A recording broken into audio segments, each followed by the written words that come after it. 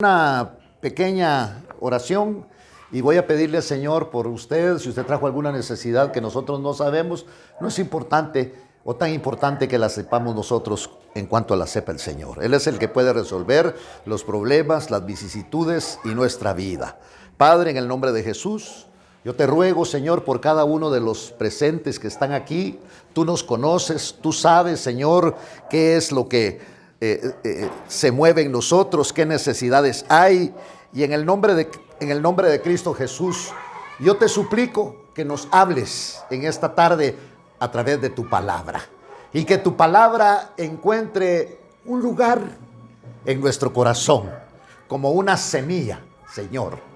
Una semilla, cuando se siembra en un terreno grande, pasa desapercibida, pero con el tiempo, cuando le cae el agua, vemos que esa semilla empieza a cobrar vida y sale un árbol, una planta, una flor.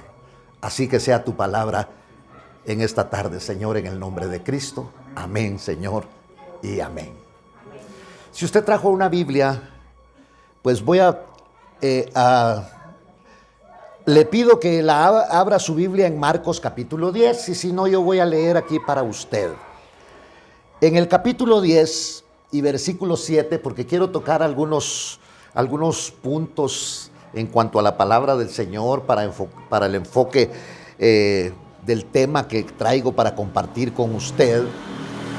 En este evangelio dice en el versículo 17 del capítulo 10, cuando salía, está hablando de Jesús, para seguir su camino. Oiga, cuando Jesús siempre está buscando a las personas, estaba proponiendo su evangelio, era una persona muy respetuosa, algunos le oían, algunos pensaban que era una filosofía nueva y otros se les acercaban. Pero dice que cuando salía para seguir su camino, vino uno corriendo y arrodillándose delante de él, le preguntó. Oiga, qué tremendo es esto, porque aquí dice, yo me imagino que había gente. El número de gente, póngalo usted. Muchos, pocos, algunos. Pero esta persona, oiga, dice aquí que se arrodilló. Y yo pregunto en esta tarde, ¿usted lo haría? Usted ante la necesidad, usted ante la situación que está viviendo, ¿se arrodillaría? Bueno, lo dejo, porque arrodillándose delante de él, lo buscó, lo siguió, tal vez le dijo, por favor, deténgase, ahorita voy, y se arrodilló. Qué tremendo es esto, porque todos llegaban a oírlo. Todos llegaban con la necesidad de un milagro. Todos llegaban con la necesidad de un cambio de vida. Todos llegaban muchas veces por la curiosidad. Pero este dice que él lo alcanzó y arrodillándose delante de él. Pero acuérdense que Jesús no caminaba solo. En primer lugar, cargaba con él a 12. Y en segundo lugar, la procesión de gente allí detrás, ¿verdad? Porque a veces el Señor le gustaba dar de comer. Y entonces, pero este toma una actitud y le preguntó, maestro bueno, ¿qué haré para heredar la vida eterna? Mire qué pregunta la que le hizo este hombre. Él estaba interesado en prolongar su vida a tal grado que quería ser observante y saber sobre la vida eterna. Y Jesús le responde y le dice, en primer lugar, porque me llamas bueno. Nadie es bueno sino solamente uno, y ese que es bueno se llama Dios. ¿Está de acuerdo conmigo? El que es bueno es Dios. Y entonces, tú sabes, le dijo, a raíz de la pregunta, viene el Señor y le dice, Tú sabes los mandamientos. No mates, le dice el Señor. O tal vez él pregunta, ¿cuáles? No mates, no cometas adulterio, no robes, no des falso testimonio, no defraudes, honra a tu padre y a tu madre. Y yo me imagino que aquel hombre, cuando el Señor le citó estos mandamientos, él esbozó una sonrisa con un poquito de sarcasmo, como quien dice, esto es comida para el gato. Entonces, es muy, porque oiga lo que contesta, y él le dijo, maestro, todo esto lo he guardado desde mi juventud. ¿Cómo se siente? ¿Cómo se siente? Esta persona en este momento se sintió halagada. En este momento esta persona no solamente halagada, sino que se sintió muy especial y muy importante, porque el examen lo pasó y lo pasó con sobresaliente. Y entonces él le dijo, maestro, todo esto lo he guardado desde mi juventud.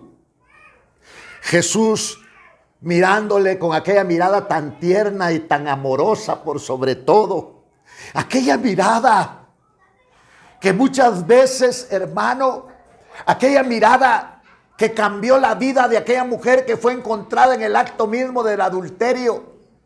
Cuando el Señor la miró, y no la miró con una mirada inquisidora ni mucho menos acusadora, sino que le dijo, el Señor se agachó, y cuando levantó su vista y vio a aquella mujer, y aquella mujer tenía que ser condenada, porque la ley eso era lo que señalaba. La mujer que era encontrada en el adulterio tenía que ser condenada a morir a pedradas. Y entonces el Señor le dice a aquella mujer, mujer, ni yo te condeno, vete y no peques más. Defraudó el Señor a la ley, porque la ley decía que había que matarla. Nosotros éramos reos, condenados a muerte. Pero bendita sea la misericordia de Dios, que no estamos viviendo en la ley, sino en la gracia. Y por la gracia maravillosa hemos sido perdonados por Jesucristo, para, hermano, accesar a este evangelio de gracia. Y eso es lo que nos hace en esta tarde, estar en este lugar y poderle decir a usted que Cristo vive, porque vive en nuestros corazones. ¿Por qué? Porque no solo nos ha perdonado, sino, ¿verdad?, que está cambiando nuestra vida. ¿Verdad que sigue cambiando nuestra vida? No hemos llegado a la perfección, pero cada día que pasa sigue cambiando nuestra vida. Y entonces el Señor le dice a aquel hombre y le cita los mandamientos. El hombre le dice, todo esto lo he guardado de mi juventud. Y Jesús, mirándole, dice que le amó. Oiga, y le dijo, una cosa te falta. Una cosa te falta. Jamás este hombre se puso a pensar en lo que le iba a preguntar el Señor. Ve y vende cuanto tienes. Fíjese lo que le dijo. Y no dijo, y dáselo todo a los pobres, sino dijo, y da a los pobres. Comparte con ellos, le dice. Y entonces hay una coma aquí, y dice que aquel hombre se fue triste, porque era dueño de muchos bienes. No estaba dispuesto a compartir, no a quedarse pobre. En algunas versiones dice, da todo lo que tienes. Por eso, a propósito, busqué este pasaje, porque dice acá, mire, da a los pobres. No dice da todo, comparte. comparte con ellos, dice acá. Y este hombre, y tendrás más, tendrás tesoros o tesoro en el cielo, y ven y sígueme. Qué diferente a la vida de aquel hombre llamado Zaqueo.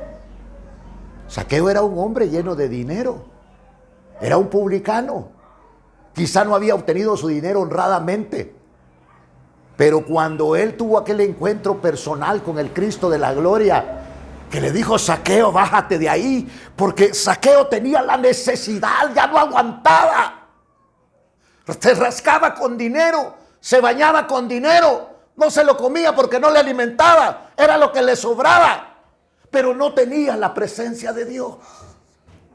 Y buscó al Señor, y lo buscó con vergüenza. Se subió a un árbol, que no me miren, porque era de pequeña estatura, dice la palabra. Y cuando se subió a aquel árbol y el Señor pasaba, el Señor volteó a ver para arriba y le dijo: Zaqueo, bájate de ahí, porque hoy debo de quedarme contigo en tu casa. Y Zaqueo bajó alegremente y recibió al Señor en su casa. Y el Señor le dijo: Zaqueo, porque he venido a buscar y a salvar lo que se había perdido. Alabado sea el nombre del Señor. Fíjese que le he contado dos ilustraciones que están en la palabra del Señor. Pero ahora quiero pasar a una tercera. Y esta tercera está en el segundo libro de los Reyes, en el capítulo 5. Y habla de la vida de un hombre. De un hombre que era espectacular en aquel tiempo. Si ese hombre hubiera vivido en este tiempo, le hubieran puesto, se hubiera llamado algo así como Lionel Messi o como Cristiano Ronaldo, para que no nos peleemos. Así se hubiera llamado ese hombre. Mas sin embargo, él se llamaba Naamán. Y dice la palabra que este era un sirio. Y era un hombre importante delante de su Señor. Hoy, por ejemplo, la gente en la calle anda con los nombres de esos deportistas que yo le mencioné y muchos otros también. Y lo compran a propósito. Para cargar ese nombre. Mas sin embargo, ahí estaba Naamán, porque dice que Naamán era un hombre muy importante delante de su Señor, porque era un guerrero. Y no solamente era un guerrero, sino que era un guerrero valiente. Y que por causa de él, dice que Dios, oiga, le había dado la victoria en las guerras que había él realizado. Mas sin embargo, este hombre, mire, en ese tiempo los niños de seguramente agarraban una espada, una lanza, un escudo y jugaban y decían: yo soy Naamán. Querían imitarlo. Era protagonista de admiración por la gente. Cuando la gente lo miraba caminar, tal vez la más humilde que no tenía acceso a él, porque probablemente llevaba guardaespaldas, decía: ese que va ahí es Naamán. Era un hombre popular, porque la gente lo había hecho popular, porque este hombre dice que le había dado la victoria al rey de Siria. Y dice que era un buen guerrero. Y encima de eso dice la palabra que era valiente. Pero tenía un problema. Y el problema que tenía era que era un hombre leproso. Y usted sabe que cuando la Biblia habla de la lepra, está hablando del pecado. Y el pecado y la lepra no dejaba que este hombre fuera feliz. Porque el pecado no deja que nosotros seamos felices. Si somos cristianos y tenemos algunas adicciones, algunas manías, algunas cosas, no manías de comer, ¿verdad? Sino de mañas. No nos dejan. Tenemos la intención de adorar y de glorificar el nombre del Señor porque somos gente que está agradecida, pero muchas veces no hemos dejado algunas cosas que podemos ir arrastrando, y cuando estamos adorando, cerrados nuestros ojos y tal vez con lágrimas, llega Satanás y te dice: hipócrita, no puedes perdonar, no puedes dejar de mentir, no puedes dejar de engañar, no puedes dejar el adulterio, no puedes dejar la bebida. ¿Por qué menciono esto? Porque todas esas cosas no se tendrían que dar. ¿Por qué dirá en la primera carta a los Corintios, en el capítulo 6? ¿Por qué dirá esto? ¿Por qué le habla y dice que los borrachos no entrarán al reino de los cielos? ¿Por qué? ¿Y no somos cristianos, pues? Pero dentro del todo el vulgo deben de haber borrachos, ¿verdad? Por eso Pablo, y otra cosa que dice, los adúlteros, los homosexuales. Dios mío, dentro de la iglesia de Cristo. Sí. Esa es una carta para cristianos. Esa no es una carta para los del mundo. Esa es una carta para nosotros. Los homosexuales, los adúlteros, los borrachos, los ladrones, los afeminados. Y esto dice, eran muchos de vosotros, pero ha sido comprado, ha sido lavado, ha sido justificado, ha sido perdonado por la sangre de Cristo. Alabado. Dele palmas al Dios del cielo con todo su corazón. Oiga. Y esto erais algunos de vosotros, dice, ¿verdad? Y entonces se sacude uno y dice, yo ya no quiero ser. Y entonces ahí estaba Naamán. Retomo el nombre. Era muy importante delante de su Señor. Había ganado muchas batallas. Los niños jugaban.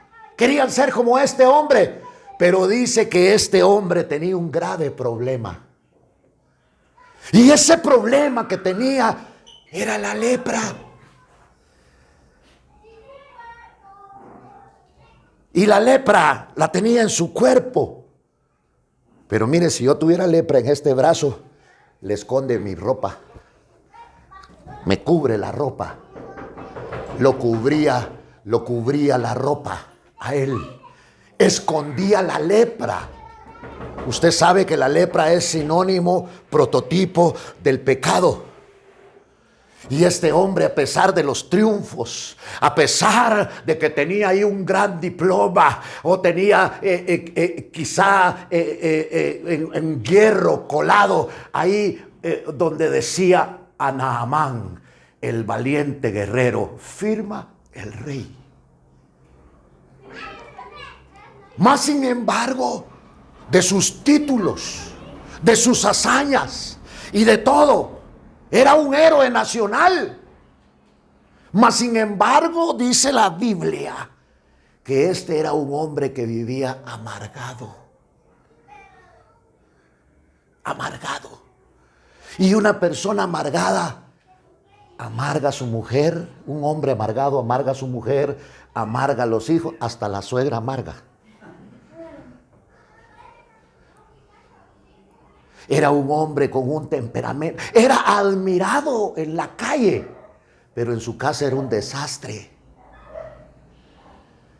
Y yo amo este evangelio, porque este evangelio no es para exhibirlo en la calle, es para guardártelo, es para proponerlo en el hogar, es para proponerlo en la intimidad. Y Dios te va a exaltar en el cielo. No es de exaltación aquí. Y ahí estaba Naamán, y un día llega una muchachita. Dice que fue capturada por las huestes sirias. Era hebrea, era israelita. Y preguntó, mire, ¿por qué el Señor es tan guapo y tan enojado? ¿Por qué se mira a él tan amargado? Y la señora encontró como un balde de agua fresca en medio del desierto, aquella pregunta para poder decirle. Mire, hay gente que a veces uno le pregunta en la calle, de repente, mire, ¿por qué usted está tan triste? Y se paran un momento y antes de hablar empiezan a llorar porque están pasando por una situación tan tremenda. Y aquella muchachita vio aquel varón, aquel señor tan amargado, con cosas en su casa, con buenos cuidados, con buena comida, con buena ropa, con aparatos eléctricos si fuera en este tiempo. Pero había algo en él, una gran amargura. Y usted sabe que la amargura se traslada.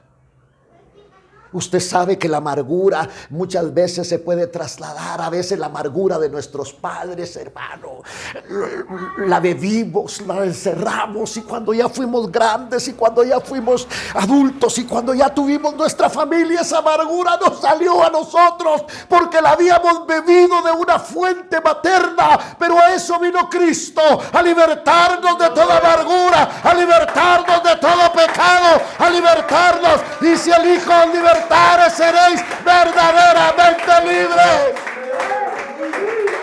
Ese es el Evangelio. Yo no quiero hablarte ni presentarte una religión, sino que algo que cambia. Por eso hablamos y decimos que solo Dios hace al hombre feliz. Aquella muchachita, oiga, preguntó, la señora le dijo quién era Naamán, un hombre en su casa muy temperamental, no se le podía hablar, con un carácter irascible. Es el hombre que no tiene a Dios, es el hombre que no tiene a Cristo. Ese es el prototipo del hombre. Pero aquella niña llevaba buenos principios. Aquella niña llevaba principios en donde ella había aprendido que hay un Dios grande que se llama Elohim. Hay un Dios grande que se llama El Shaddai. Hay un Dios grande que se llama Jehová Jireh. Hay un Dios grande que se llama Jehová Rafa. Hay un Dios grande que cambia. Y le propuso, le dijo, no se aflija.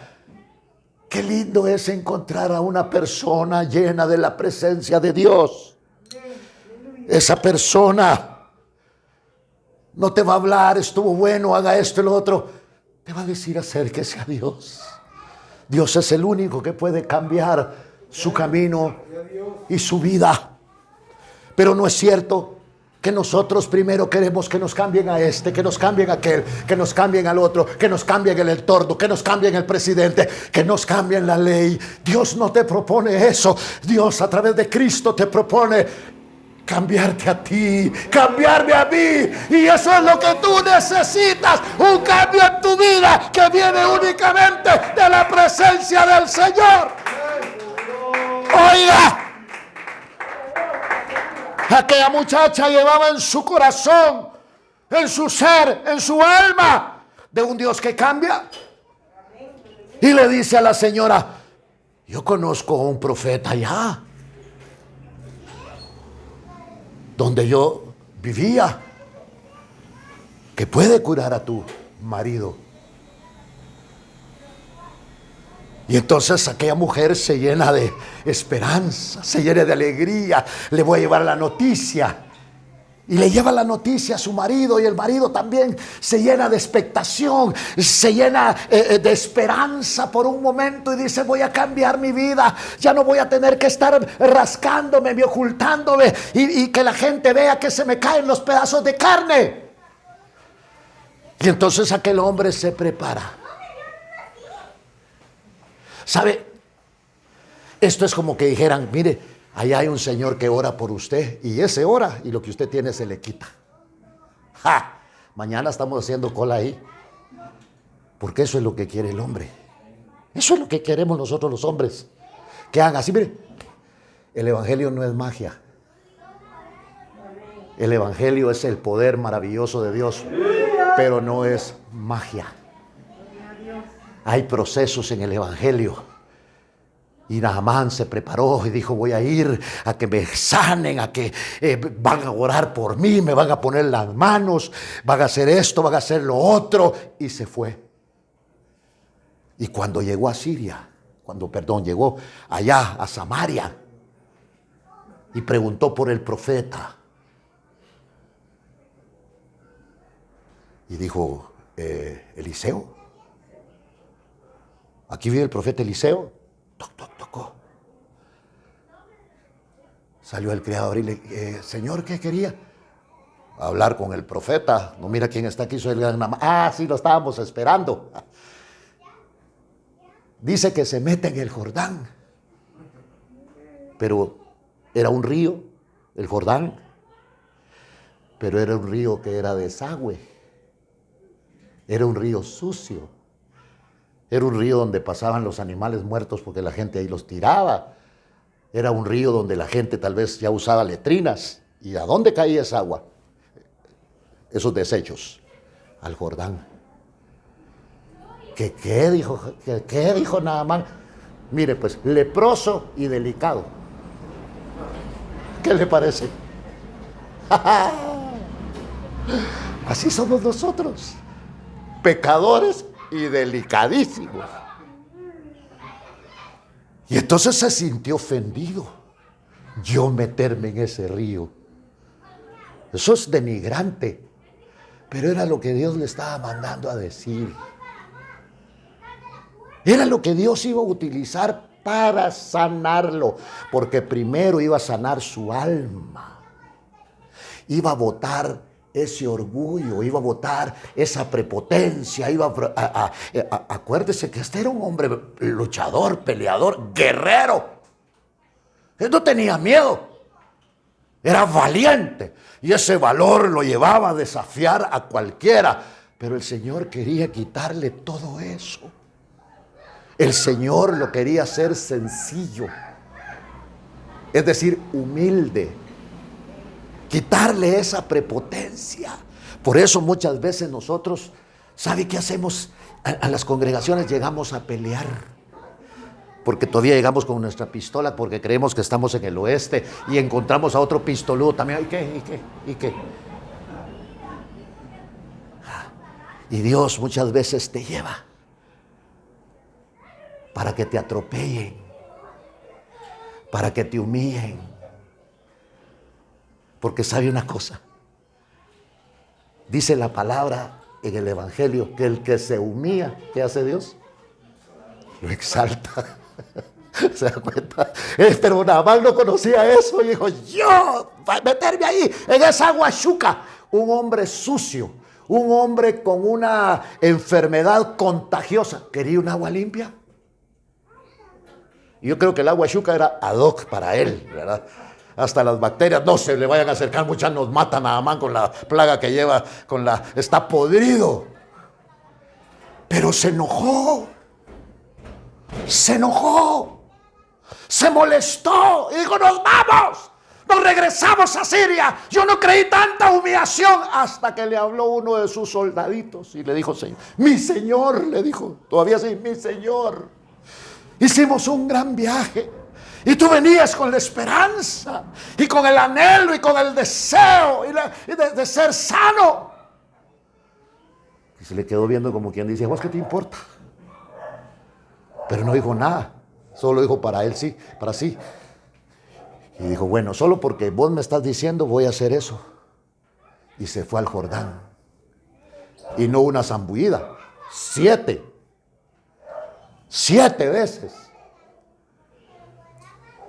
Porque Dios iba a tratar. ¿Sabe con qué trata Dios? Con nuestra soberbia, con nuestro orgullo, con nuestra prepotencia, con todas esas cosas del mundo, hermano, que hemos agarrado. Y entonces Dios quiere cambiarnos. Es como aquellas piedritas picudas por todos lados que caen en un río. Y durante años caminan, regresan, las arrastran las correntadas. ¿Y sabe qué está haciendo con aquellas piedras picudas? El Señor las está moldeando, las está lijando, hasta que usted de repente mete la mano y agarra. ¡Qué linda esta piedra! Esta piedra está redonda, esta piedra, ¡qué linda está! No sabe que el agua, no sabe que la corriente, no sabe que los choques, no sabe que la pulieron. Y ahora es una linda piedra. Eso es lo que quiere hacer el Señor con nosotros. Y Naamán estaba ahí metido. Ahora había aceptado el hándicap, el reto, y se mete y baja. Y lo primero que hace es que se mira y dice: no me quitó nada. Pero sintió algo dentro de su corazón. ¿Recuerdas cuando entregaste tu vida a Cristo? No entendiste el mensaje. No sabías usar la Biblia. Pero algo estaba pasando en tu vida. El poder de Dios se estaba incrustando dentro de tu corazón. Y estaban derramando lágrimas como las que yo derramo hoy. Porque Cristo Jesús estaba entrando a tu vida. Te diste por vencido. Pero eso no lo sabías. Que aquí el que triunfa es el que se da por vencido. Porque el que se humilla, Dios lo exalta. Es diferente. En el mundo tienes que poner cartas de recomendación. Tienes que dar números de teléfono para que digan que sí, asienten lo que tú dijiste. Y que la gente dé testimonio de lo que tú dijiste. En el Evangelio no. No necesitas cartas de recomendación. No necesitas de decir que puedes hacer esto. ¿Por qué? Porque en las cosas del Espíritu no podemos hacer nada. El que lo hace todo se llama Jesucristo. A Él sea la gloria, a Él sea la honra.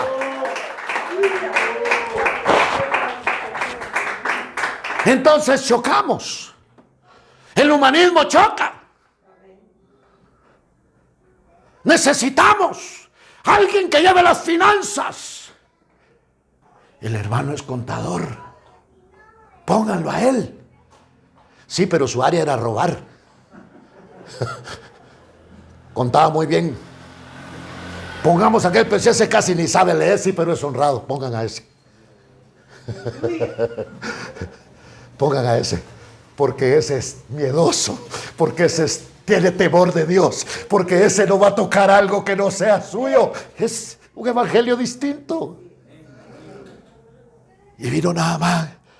Y se sumergió la segunda vez. 7 veces le dijo el profeta.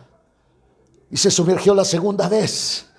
Ya no se estiró la camisa para verse. Él estaba sintiendo por primera vez en su vida un gozo, una alegría, como el gozo que yo sentí, como el gozo que tú sentiste cuando entregaste tu vida a Cristo. No se arregló nada el día que entregamos nuestra vida a Cristo. Tus problemas en tu hogar, ahí estaban. Tus problemas económicos, ahí estaban. Pero algo pasó.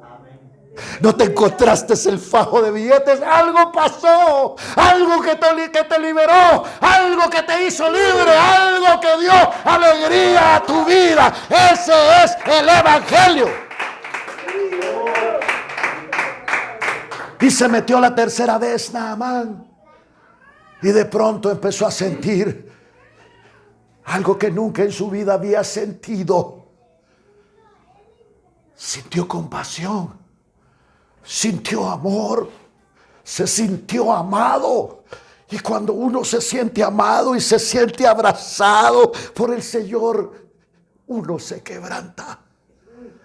Y la mejor vida es la del quebrantamiento. Delante de la presencia de Dios.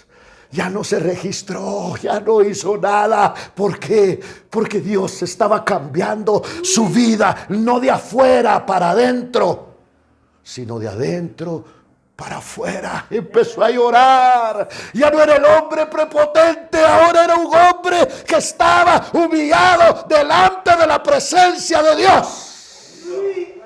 Y así bajó la quinta vez, la cuarta, la quinta, la sexta y la séptima vez. Con sus ojos cerrados, levantó sus manos, se revisó, ya no tenía nada. Su piel era como la de un niño. ¿Y sabe qué hizo? Glorificaba el nombre del Dios del cielo. Le dio gloria, le dio honra, le dio alabanza al Dios maravilloso de la gloria. Y él, como cada fin de año, iba a Esquipulas Ahí lo va a leer. Capítulo 5 de la segunda carta, segundo de Reyes, libro de Reyes, segundo libro de Reyes, capítulo 5. Y lo va a encontrar ahí por el versículo 20, de ahí en adelante. Y entonces él dijo, como yo tengo que ir a adorar a Mashimón, porque si no voy me mata el rey. Pero ahora reconozco, dijo, que solo en Israel hay Dios.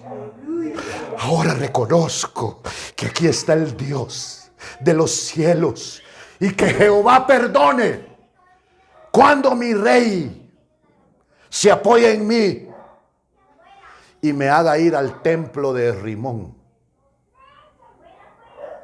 Fíjese,